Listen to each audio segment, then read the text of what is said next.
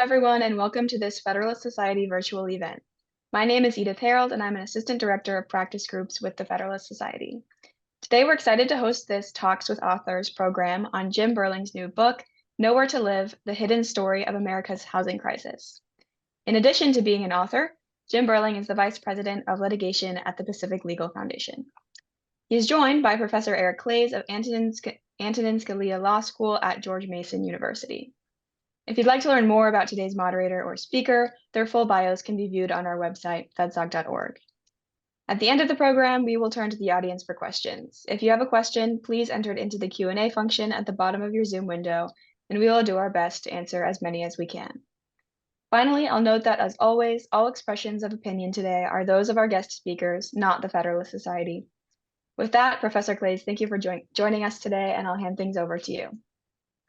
Thank you for those introductions, Edith, and thank you for asking me to moderate. And thank you, Jim, and congratulations for writing such an interesting book. Why don't we start? I'd just like to ask you to tell the audience, what's the main argument, what's the main change you want to have the book convince people to follow?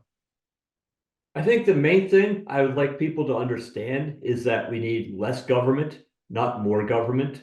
Fewer government programs to interfere with the housing market, not more government or interference with the housing market.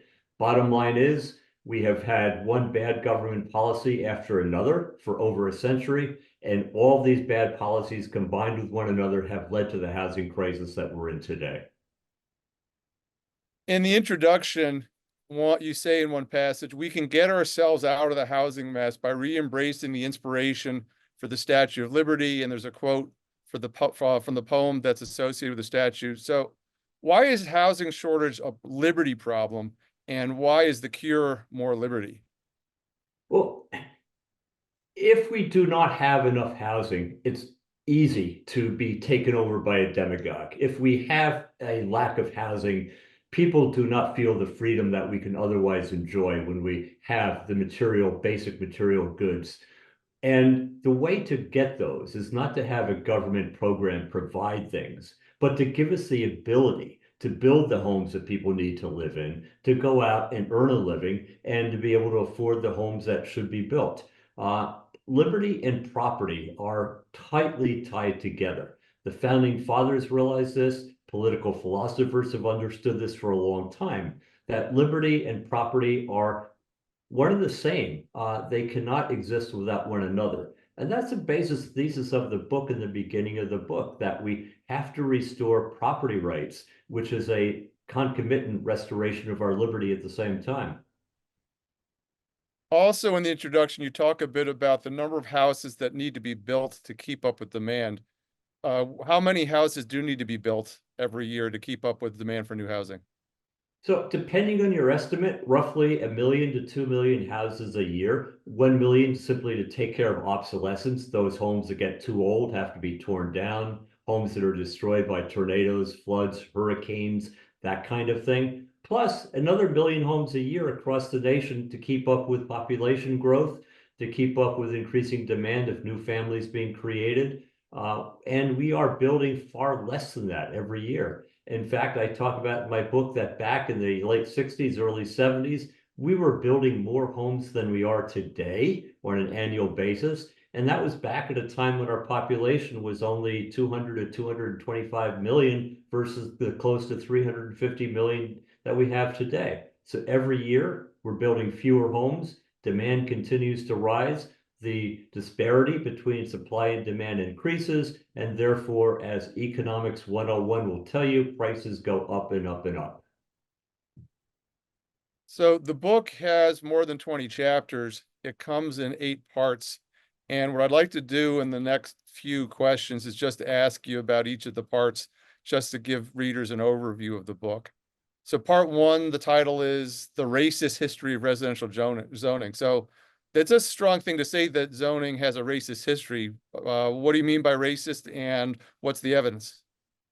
So I begin my book telling a story, and I should point out that my book has a lot of stories about individuals and how they deal with rules and regulations in government. And the first story starts in 1910 in Baltimore, where George McMechen was a Yale-educated attorney, And he and his school teacher wife decided to buy a new home because to reflect their status, reflect their success. And they bought a new home in what was called the Utah Place neighborhood in Baltimore. Within a few days of buying that home, local youth gathered in front of their home and threw rocks and broke every window in their home and the skylight as well. Why? Why did they do that? Because George McMeshin and his family were all black, and the neighborhood that they were moving into was all white. Within a short period of time, the city of Baltimore, the city council, basically acquiesced to the mob mentality, and they passed the nation's first zoning ordinance that made it a crime for African Americans to move into a white neighborhood under penalty of close to $3,000 in 2024 dollars in the fines and up to a year in prison for the offense of moving into the wrong neighborhood. This ordinance proved wildly popular in the southern states and the border states between the North and the South. And eventually it was struck down. But as I talk in the book, it was replaced by economic zoning, which essentially did the same thing, but it was a kinder and gentler sort of racism. It wasn't based on the race, but based on class, based on the fact that you could not afford to live in communities if they were zoned to have large lot, single family zoning.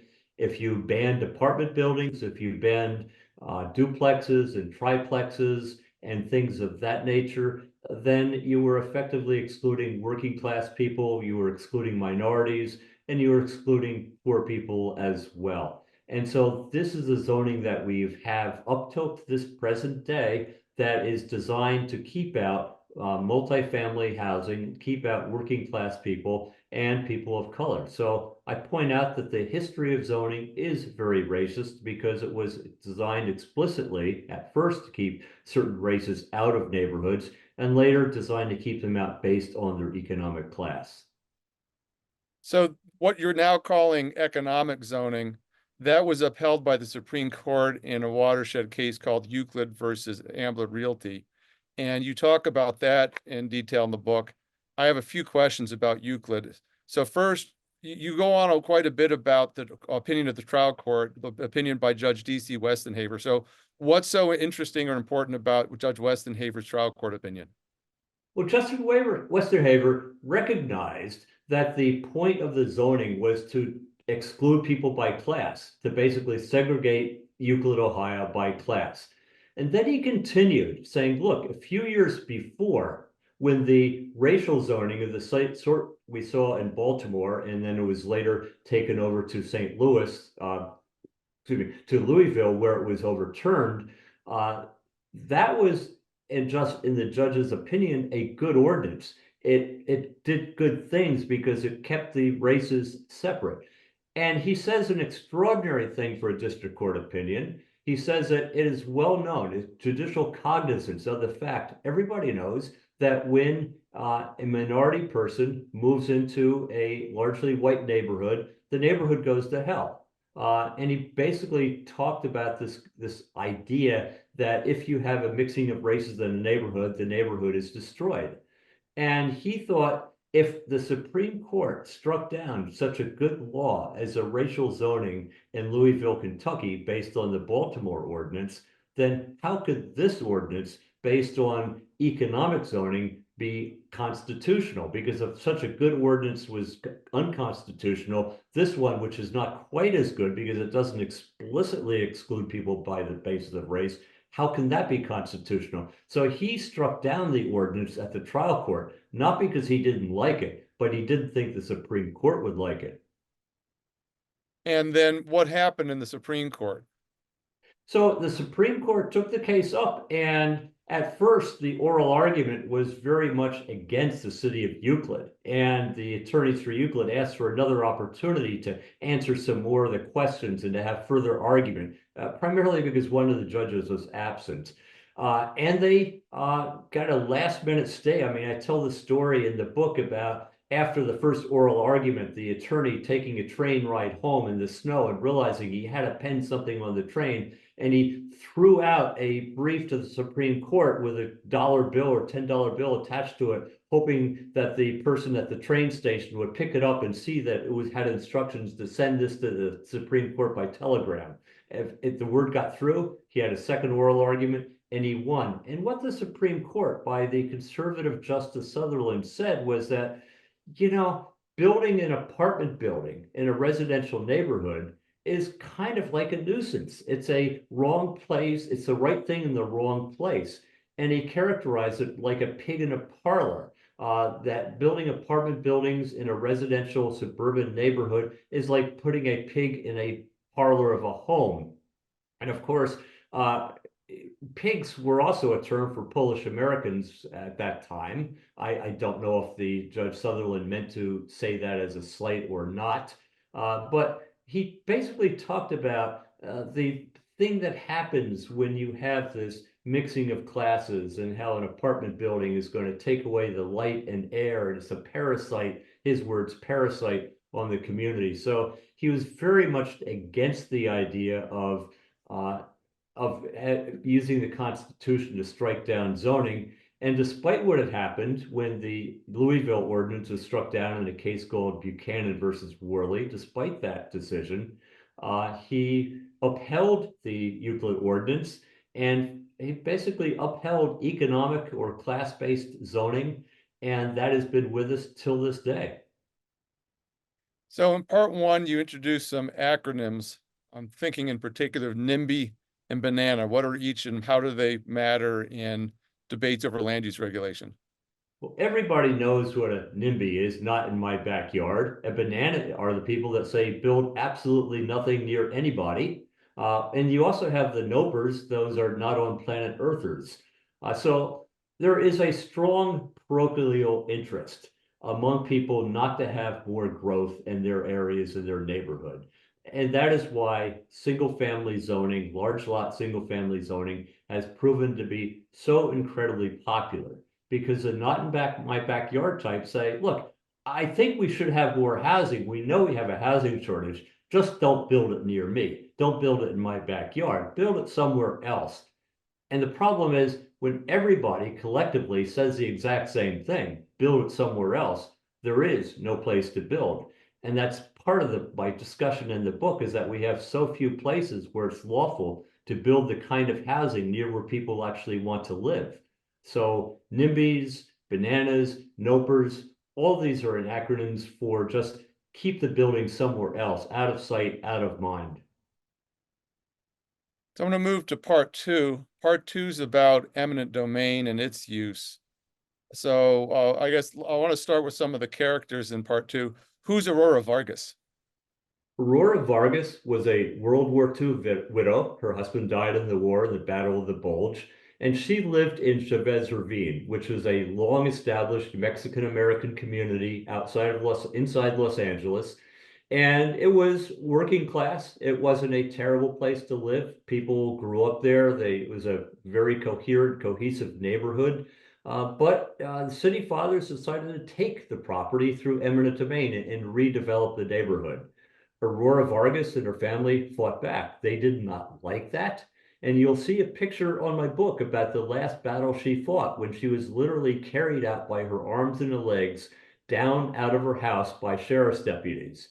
As she was being carried out of her house and the rest of the family escorted out of the house, bulldozers were literally next door to her property. They were fired up and they immediately tore down her home. Aurora Vargas and her family camped out in the ruins of their home for about a week, and eventually they had to give up. Now, initially, her home was to be destroyed for a public housing project.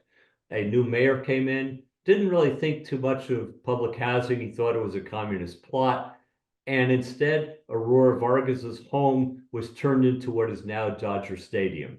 And as I point out in my book, you could take all of the homeless people in California, all the homeless children in California, and they could not fit into Dodger Stadium today. Who's Suzette Kilo? Suzette Kilo is well known to everybody. She was a homeowner. She owned a little pink house in the Trumbull Fort neighborhood of New London, Connecticut. The city fathers there had a brilliant idea of raising her neighborhood so Pfizer Pharmaceuticals could build a worldwide headquarters in New London, Connecticut. It was a dream that the city fathers had because, frankly, New London was a town that had seen better days. A lot of the industries had left. And here's an opportunity to bring in Pfizer Pharmaceuticals.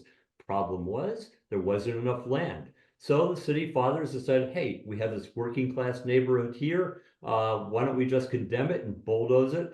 And Suzette Kelo fought back. It was the famous Kelo case where the Institute for Justice represented Suzette Kelo and her neighbors, and they put up a big fight. And many of us were optimistic because it seemed that the tide was turning, where at one time that the courts had routinely upheld these kind of redevelopment projects. Courts were then, and when the Kelo case came to the Supreme Court about a dozen so years ago, people were then beginning to wake up, and that redevelopment wasn't such a great thing. Redevelopment was really destroying minority neighborhoods right and left. And there was hope that the Supreme Court would rule that there really was no public use in a private pharmaceutical company building its headquarters on top of somebody's neighborhood.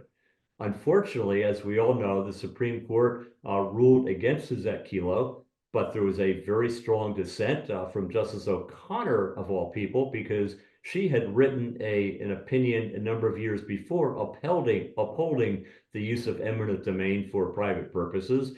But this time she thought it was too far. She said this could allow a Motel 6 to be taken down to build a Ritz-Carlton. And she thought it was just wrong that Suzette Kelo and the citizens of New London, Connecticut were being forced out of their homes. Eventually, they were forced out of their homes. And today, if you go to the neighborhood, it's nothing but a weed-strewn lot, or a lot of weed-strewn lots, because nothing has been built there, because only about a dozen and a half years after the condemnation, Pfizer Pharmaceutical decided to pick up its stakes and go somewhere else. They were done with New London, and New London was left with nothing.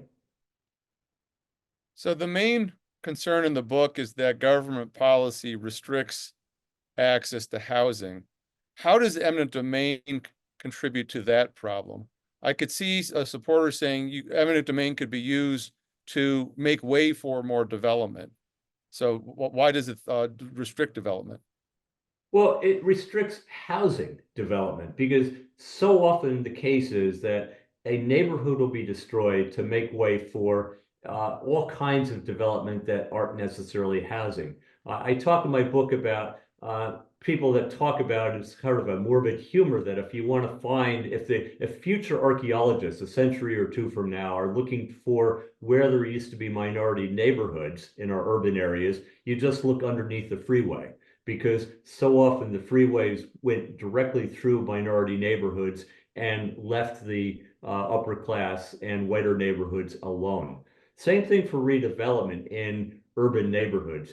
More often than not, it took property of minority populations, which was often run down, but they're often vibrant neighborhoods, and they're turned into office complexes, hotels, convention centers, all kinds of things without enough housing being built. Look, the first major redevelopment case that got up to the Supreme Court was a case called Berman versus Parker. That was the destruction of a working class mixed race neighborhood in Washington, D.C., and it was raised to make way for a redevelopment project. Housing was promised to be part of that, but as it turned out, only a small fraction of the people who lived there actually had housing built that they could live in and that they could afford. Most of the redevelopment project went to hotels, conventions, and that kind of thing. At the Supreme Court, however, Justice Douglas, writing for the majority, said, look, if the city of Washington, D.C. wants to ensure that a neighborhood is sanitary as well as aesthetically nice, there's nothing that a court could or should do to stand in the way. And that basically left open cities across the country to raise their poorer neighborhoods, their working class, mixed race neighborhoods, to make way for urban redevelopment, which often left poor people out with no place to live. In fact, James Baldwin, a Black intellectual of the 1960s, famously said that, urban redevelopment is nothing but moving Negroes out. He called it a Negro exclusion policy. Those are his words, not mine, because he saw what was happening to urban neighborhoods where the poor people, often minorities, would be moved out and no accommodation would really be made for them. Part 3 of the book studies the impact of general environmental laws on development. Guys, first question, what's the Endangered Species Act and how does it affect residential development? Well, the Endangered Species Act was passed with a plethora of other environmental rules and regulations in the early 1970s under President Nixon. And the Endangered Species Act essentially says that if you have any kind of species of plant or animal that is subject to potential future extinction, then the government must do whatever it can to ensure that that species survives. The first big case challenging the Endangered Species Act involved a Tellico Dam, which is something of a boondoggle project, but nobody was able to figure out a way to stop it because it was popular with members of Congress and the powers that be, if you will, in the state of Tennessee. But it was found that there was a little fish called the snail darter, tiny fish, kind of a minnow-like fish that lived where the Tellico Dam was going to flood it out, and therefore the snail darter was in danger of extinction. And the Supreme Court famously said that when it comes to protecting endangered species, the government must do whatever it takes at whatever the cost. And it was a very bold prescription. It was probably went beyond what the framers of the act intended, be that as it may. That was a holding of the Supreme Court.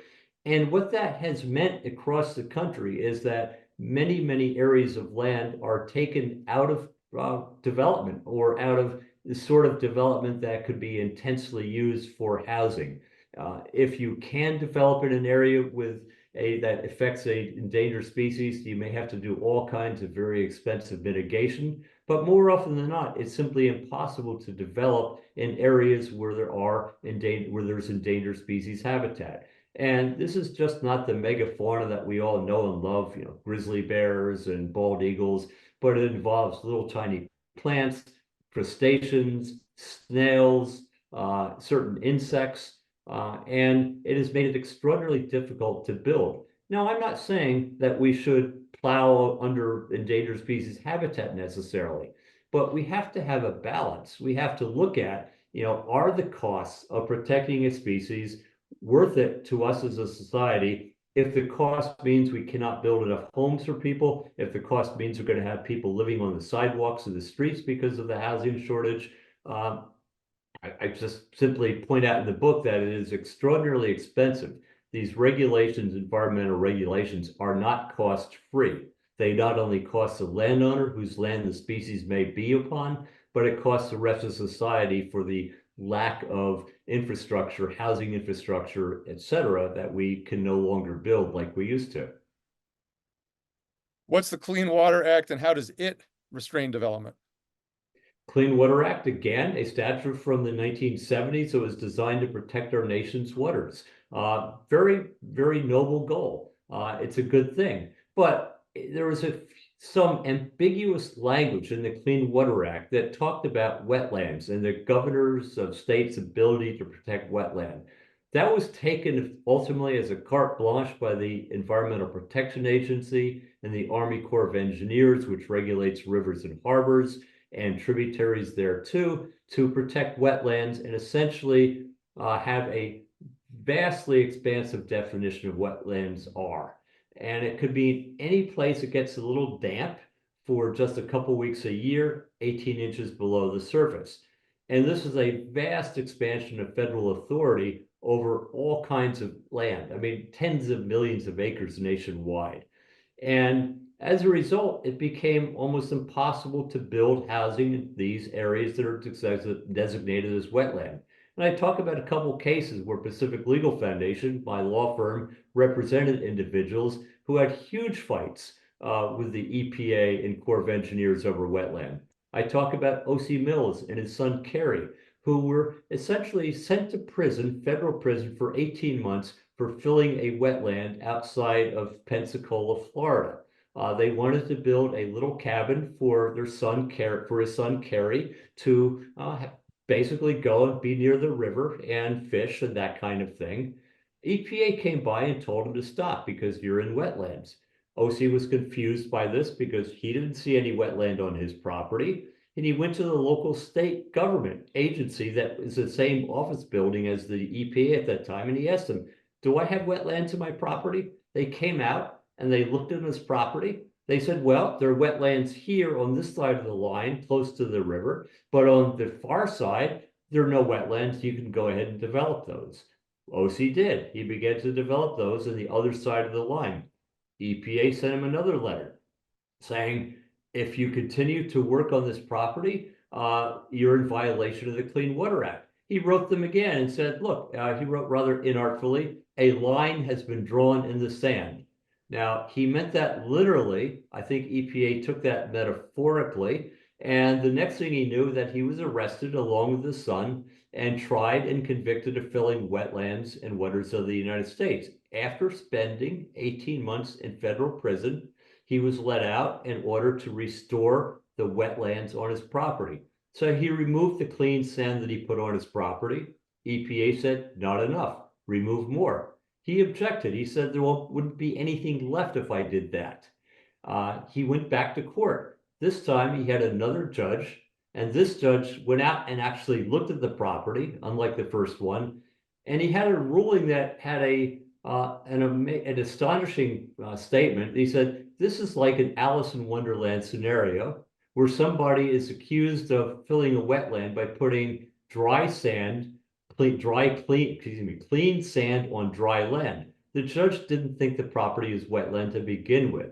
But you take stories like O.C. Mills, who was put up as an example to teach other people not to touch wetlands.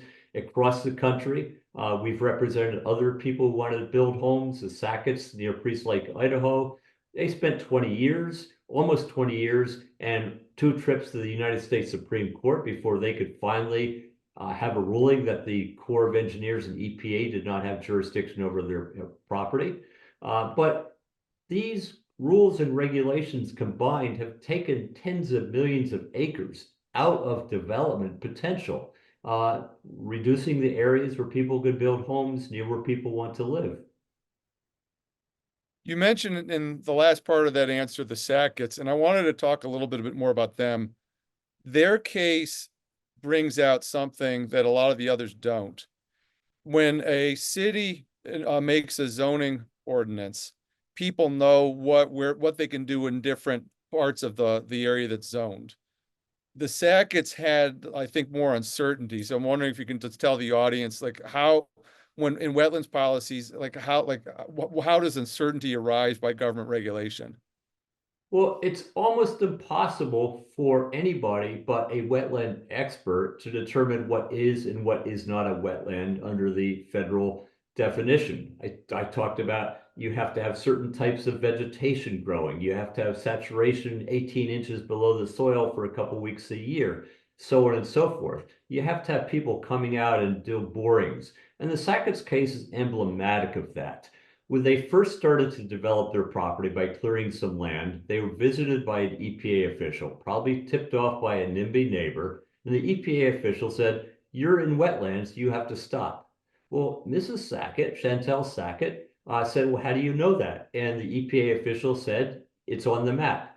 Chantel Sackett got the map of the wetlands of the area. She looked at it, and she immediately called the EPA and said, look, my property's not on the map. Can I go ahead and develop now? And the official said, no, those maps aren't accurate. Well, this went back and forth for a long time. She and her husband eventually received a compliance order saying that they had to stop doing any work of their property. They had to remove all the fill that they put on their property. They had to replant wetland vegetation as if it was there in the first place. They had to fence it off, and they had to wait a few years. After a few years, they were allowed to ask for an after-the-fact permit to legalize what they had done before. Not a permit necessarily to go ahead and develop, but just to make it legal so they wouldn't do it. Now, They were also told if they didn't do that, they would be subject to fines for violating the Clean Water Act of $37,500 a day and an additional $37,500 a day for violating the compliance order. They objected. They said, we don't think the property is wetland. I hired an expert. The expert came out, former Corps of Engineers biologist. He said, it's not a wetland. They eventually were told they could not even argue in court whether or not it was a wetland. That was their first trip to the Supreme Court, where we received a unanimous decision saying that the Sacketts had a right to challenge the Corps' wetland determination. But after that, it wasn't simple. The Corps said, well, for us to really know if it's a wetland, we have to do all sorts of test drills all across your property. We have to bring our experts back out. And the Sacketts were saying, but wait a minute, you told us we couldn't because you knew it was a wetland. Now you're saying you have to get more proof, and you were ready to send us to jail for that and to fine us. Anyway, the lower court allowed the EPA to do all these test findings, and the lower court the EPA found that there was an area of wetland on their property. It was 100 square feet or so, a small patch, and it was subject to federal jurisdiction. This time, we argued on behalf of the Sacketts that the federal government only has the powers granted to it under the Constitution, and in this case, the Clean Water Act under the Commerce Clause, and that there was no connection to any navigable waterway, which would give the federal government jurisdiction. We lost that case at the Ninth Circuit, went up to the Supreme Court, and we won another unanimous decision where the court said that there has to be a surface water connection to a water of the United States that is a navigable stream, a navigable river, or a lake, or that kind of thing. And in the Sackett's case, they were so far away from any navigable waterway that water had to go under a road, through a ditch, down a stream. Eventually, after a circuitous route, almost 3/4 of a mile, it eventually would reach a navigable waterway. That is a drop of water underground. And the court unanimously said that's not enough. But the underlying point is, for an average person, they shouldn't have to go out and hire experts and spend 16 years in the court system to figure out whether or not they can develop their property. So the average person not wanting to be fined $75,000 a day or go to prison for 18 months is simply going to say, if I'm going to build homes, I'm going to look for the driest place possible and just maybe put my money in somewhere else because I don't want to have to take these risks. So part 4 of the book is about rent control. When a city institutes rent control, what does that mean? What policies is it instituting? Well, the city will essentially say that for apartments or homes, usually apartments, subject to rent control, there's a cap on the rent, and there's a cap on how much the rent can be increased on a year-to-year basis. The problem is, more often than not, those caps are under what it takes to maintain the properties. Studies have shown that properties under rent control generally deteriorate over time because landlords cannot recover capital expenses necessary for improvements such as new boilers, new roofs, new heating systems, or whatever. Moreover, it's a terrible disincentive for building new homes. Many developers will avoid places with rent control. Some will try to build in those areas, but most will avoid areas with rent control. And so as a result of rent control, supply of housing generally is diminished in an area, and prices overall will rise, except for those few people lucky enough to live in rent-controlled apartments. And in time, this can cause severe deterioration of homes. It can cause landlords to abandon properties. It can cause severe devaluation of property. I talk in my book about St. Paul, Minnesota. It passed a rent control ordinance a few years ago, and it limited rent increases to 3% a year, regardless of inflation. And when that happened, builders immediately stopped projects. Sticks and bricks were coming out of the ground, and the workers were called off and the equipment was called off because the developer realized they could not make it pencil out in the long run if there was going to be rent control. And lastly, I also point out that there is an economist named S.R. Lindbeck who a few decades ago said a very pithy quote that other than bombing in a war, rent control is the most effective way to destroy a city. And I also quote the foreign minister of Vietnam, who said, look, the Americans tried to destroy Hanoi through bombing. It couldn't do that, but we almost destroyed our own city by keeping rents too low. So rent control has very pernicious effects. It's where it is tried out, it causes deterioration, overall prices go up. It is pretty much every economist that looks at rent control considers it a failure, and it does not work. And yet cities continually try to impose rent control because they think it'll be a good thing, at least in the short term, while they're running for re-election. What happened in Massachusetts with rent control in 2004? When rent control was banned in Massachusetts, prices of properties went up. Prices of housing went down. When I say prices of property, the investment potential of property went up, but the housing costs did not rise commensurately after that. And just the other day, there's a brand new example in Argentina. Rent control was, sorry, was it? Yeah, rent control was banned, and rents are now going down, and there's a massive influx of new buildings. So we know from history that when rent control is removed, basically things get better, not worse. Part 5 of the book studies affordable housing policies. So what are the ways in which governments encourage affordable housing? All the wrong ways. One of the most common tactics today is something called inclusionary zoning to try to get around the old exclusionary zoning to keep poor people out. Now what's required is that if you're going to build, say, a dozen homes, you have to set aside 10% of those so they're affordable for somebody who is below the median income, who could spend only 30% of his or her income on acquiring or renting a property in a new development. Now, the problem is, if you're going to build a home or an apartment similarly to other neighboring homes or apartments and charge such a low rate, you're basically having the people buying new homes subsidizing the low-income housing that government is mandating through these projects. The one economic study that I'm aware of on that, put out by Mercatus Center, shows that there's really no showing that it does anything to make housing more affordable. It does more to raise housing prices than it does to lower them because of the subsidies that the new home buyers have to provide to the new people that get affordable subsidized housing.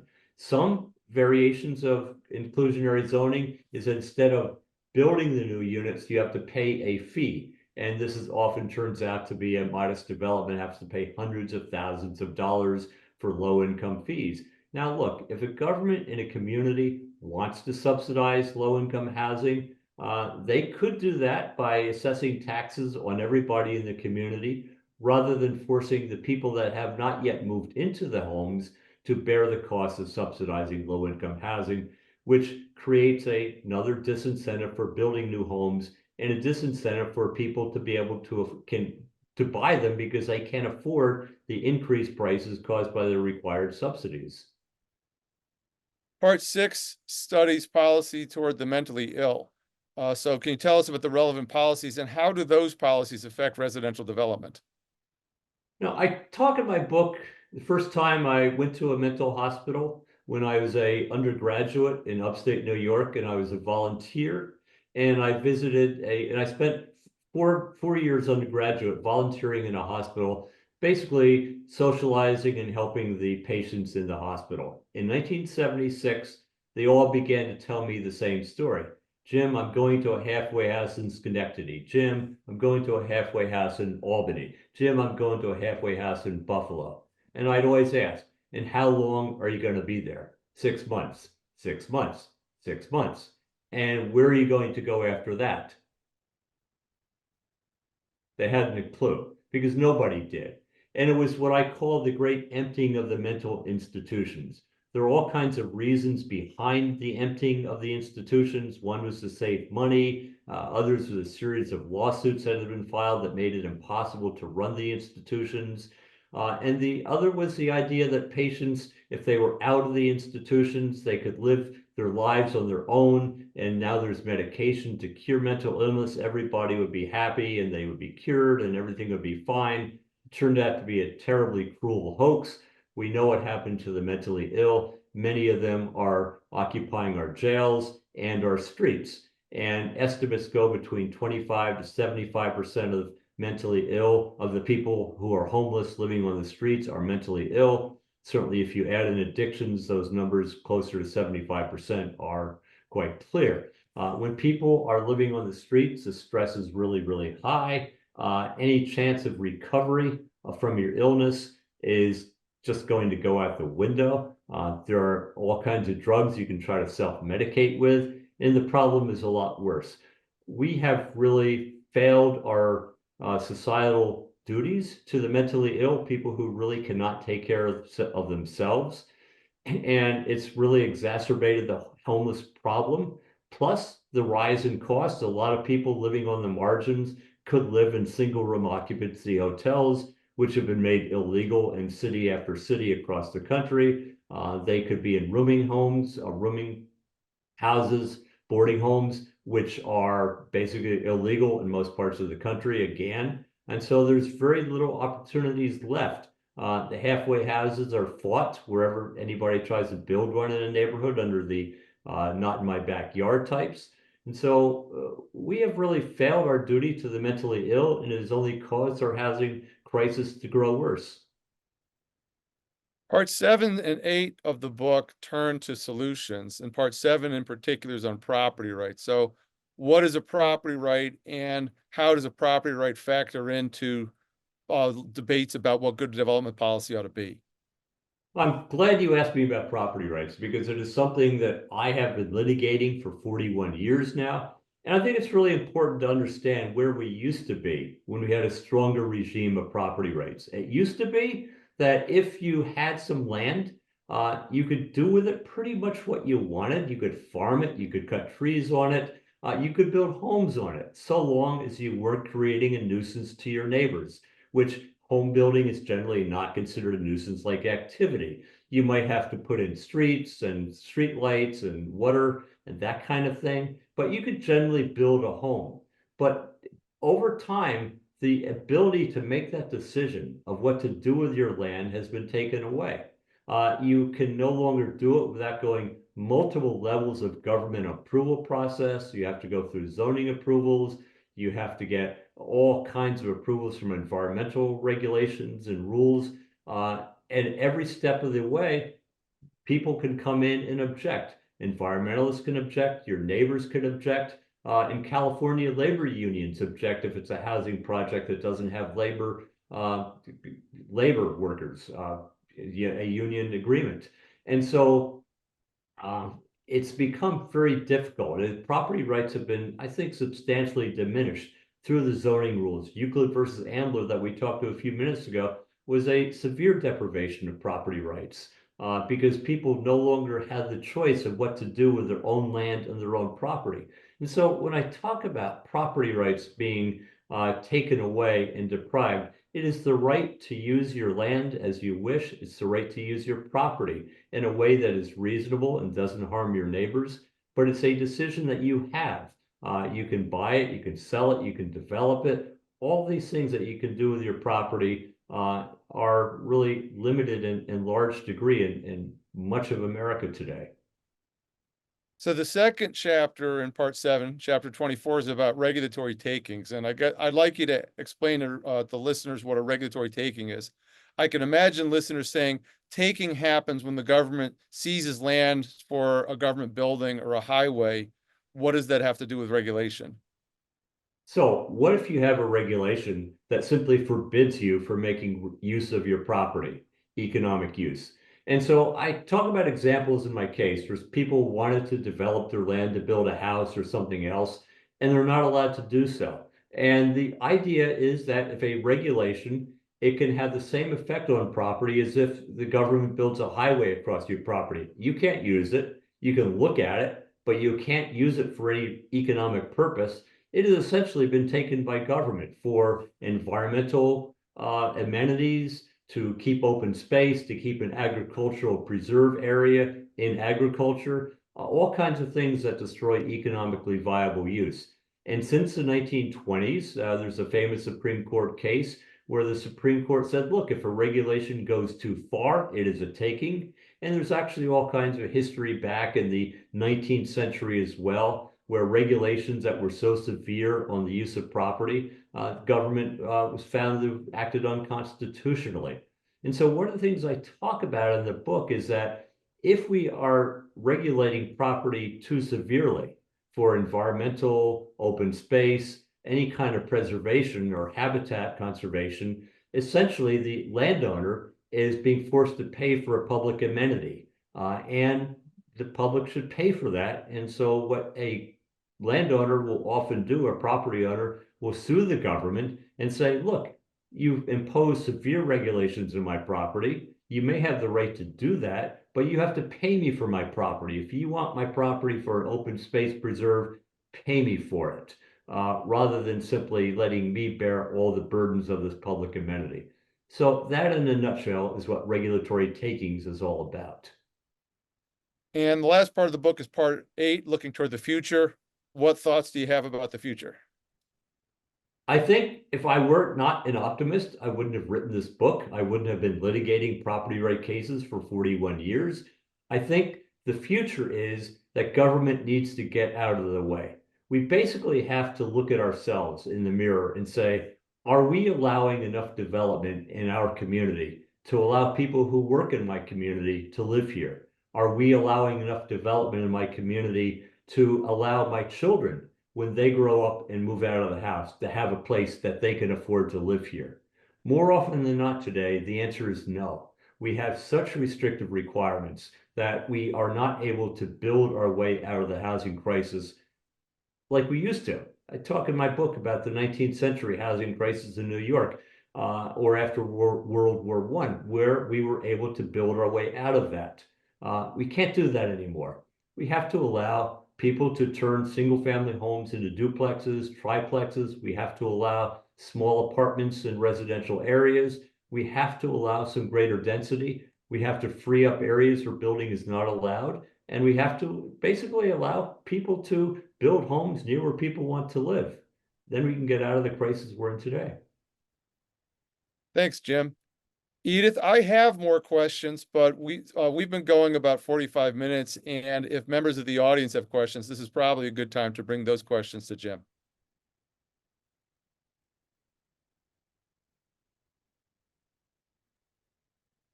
And Eric, Looks I like think we if you have look at the one. Q&A. Yeah, go ahead. I have one that I can read.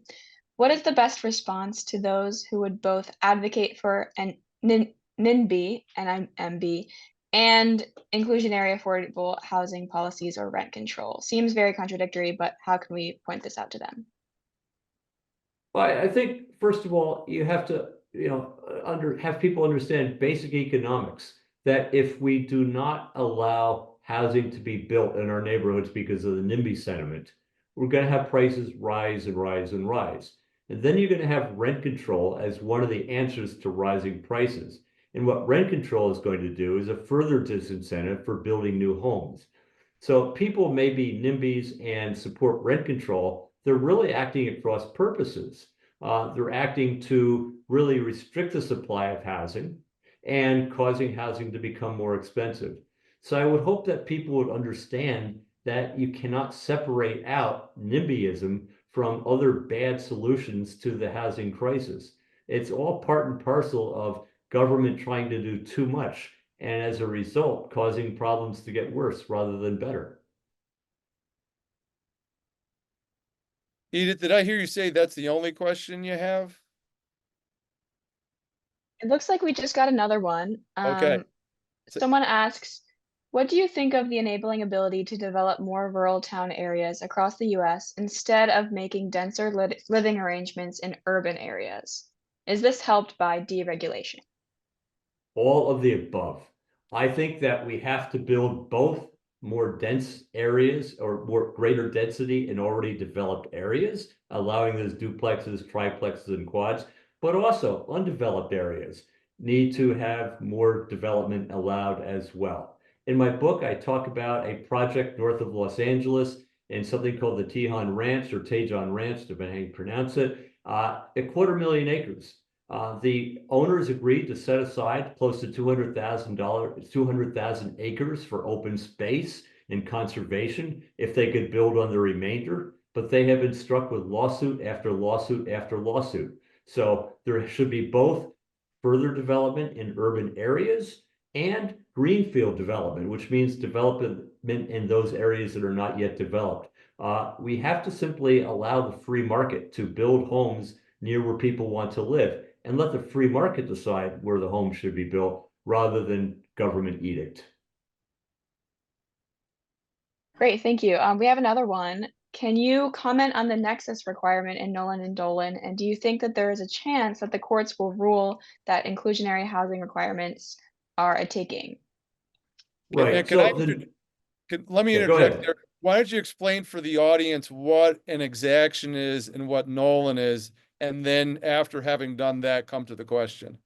Yeah. So Nolan versus California Coastal Commission was our first Supreme Court win. And in that case, the Coastal Commission had demanded that the Nolans, who wanted to rebuild a home on the California coast from a one-story to a two-story home, give up a third of their property to the public for an easement across their property between their home and the ocean. The Coastal Commission justified that on the ground that building a two-story home where there was a one-story home would create a, quote, psychological barrier to people driving down the highway to realizing the existence of the ocean. Now, taking that at face value, the court said, no, that's unconstitutional because requiring the Nolans to give up property on between the ocean and the house could not have anything to do with ameliorating the psychological barrier people realized from driving down the house, so-called psychological barrier. There had to be a nexus or a connection between the thing demanded by government and the impact caused by the development. The impact of the lack of the view shed or the lack of the view of the ocean was not going to be ameliorated, therefore no nexus, and it was unconstitutional. Fast forward, there have been a number of cases at the Supreme Court on that same issue. How much of a nexus is enough? Can money be a subject to the same standard? Yes. What if a legislative body imposes it? Yes. So, every time we've had a victory at the Supreme Court, local governments try to find a way around that. Each time we've gone back to the Supreme Court and struck that evasion way out, struck that down. So, inclusionary zoning. The argument is that if you build new homes, somehow you're creating a need for low-income housing. I think that is bogus.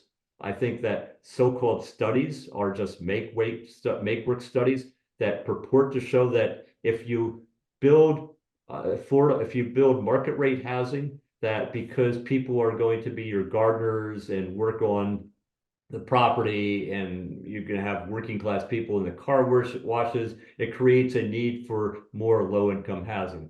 I don't think so, because those people are here already. We're just paying them more to do more work in our communities, perhaps. But the nexus or the connection between building new homes and a need for affordable housing is not that building new homes creates a greater need for affordable housing, but building new homes creates more housing supply, which lowers costs, which makes it easier for working class people to afford housing, so we don't need to have subsidized housing in the first place. So the answer is build more. There is no connection. And so I think the next big battle is at the Supreme Court, maybe over inclusionary zoning, and whether that passes the test established in Nolan and subsequent cases. I don't think it can, but I'd love to get that case to the Supreme Court. And we're working on it. Great. Well, speaking of local governments, can you please elaborate on how to relax land use regulations? It seems it must happen at the local level. What do you recommend as the best approach to change the long-established mindset of traditional urban planning and zoning?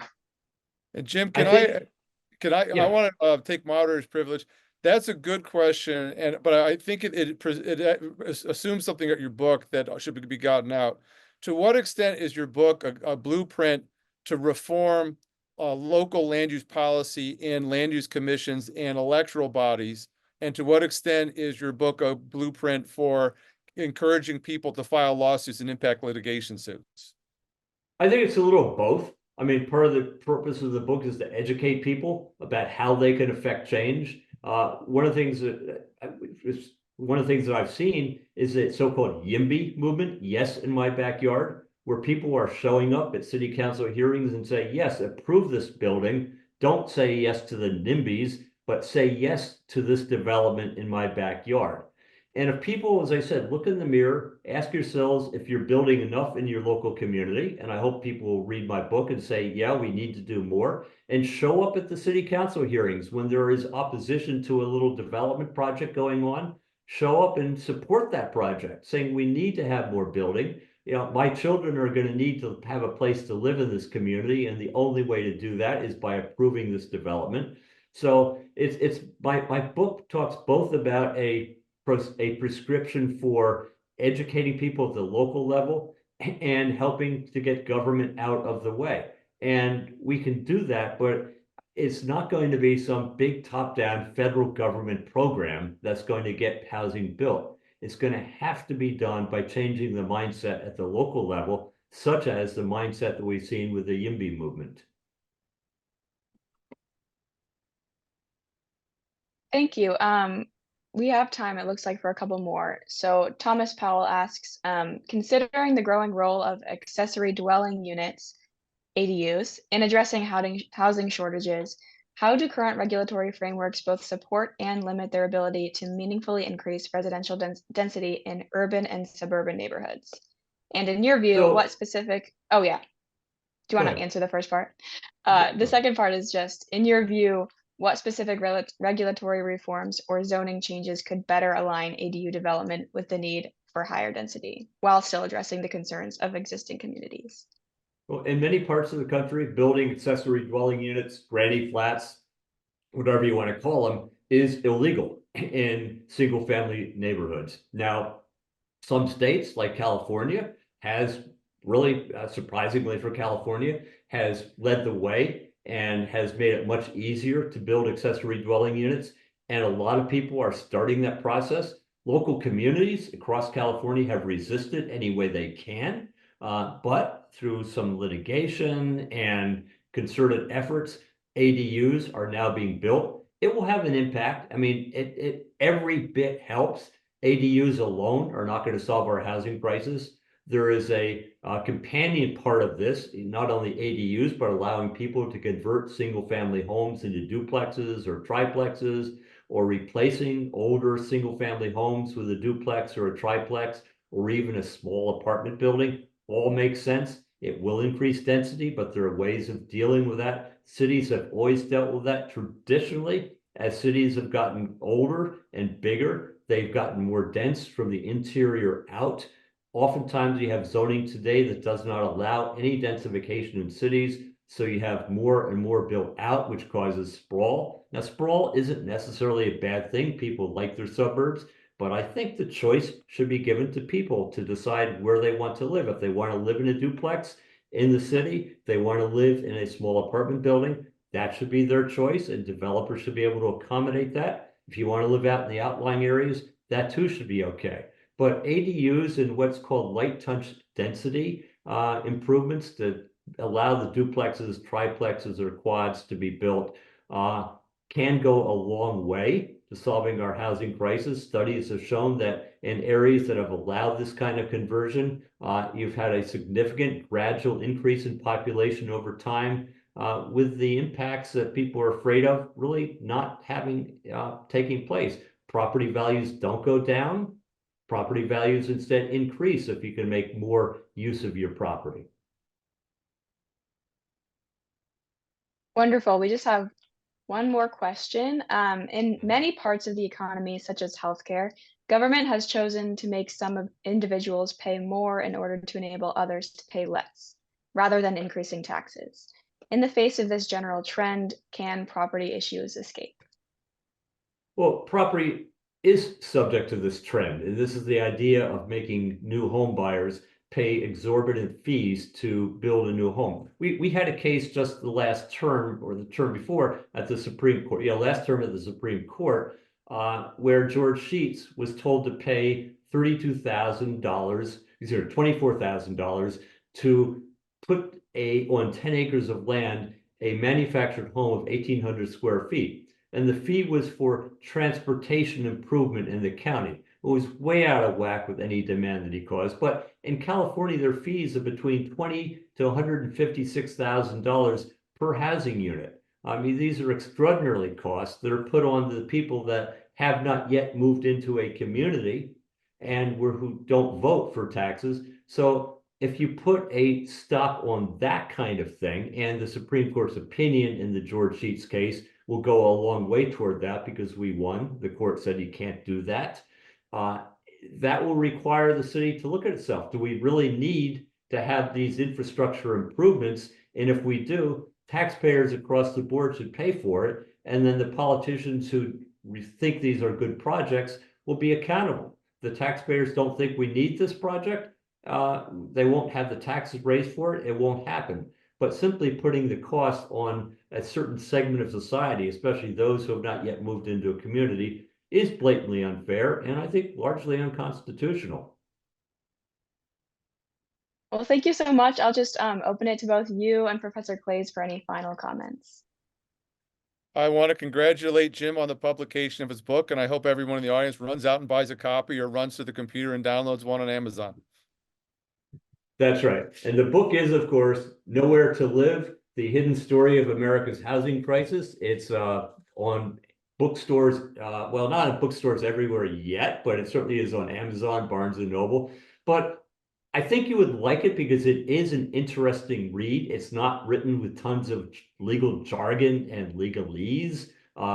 There are a lot of endnotes, but you don't have to read the endnotes if you don't want to. My publisher said, don't have footnotes, have endnotes. So it's very readable, it's entertaining, and I think everybody who's read it tells me they've learned a few things from it.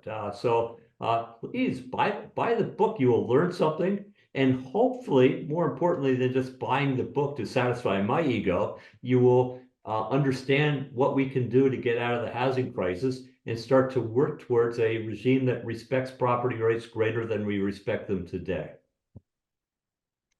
Great. Well, on behalf of the Federalist Society, thank you so much to Jim Burling for speaking about your new and important book today, and Professor Claeys for moderating. We're so grateful for your time and expertise.